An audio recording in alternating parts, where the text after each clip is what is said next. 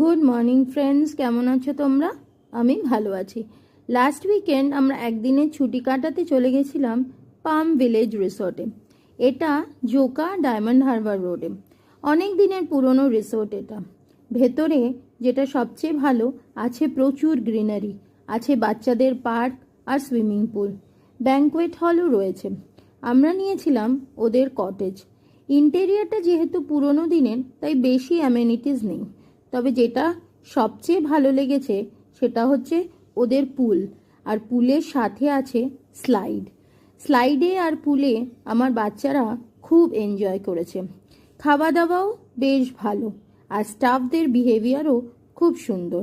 খাওয়ার মধ্যে যেরকম চাইনিজ বা ইন্ডিয়ান, দু রকমের খাবারই খুব ভালো লেগেছে। একদিনের জন্য আমরা খুব সুন্দর একটা সময় কাটালাম। রাতে রিসোর্টটা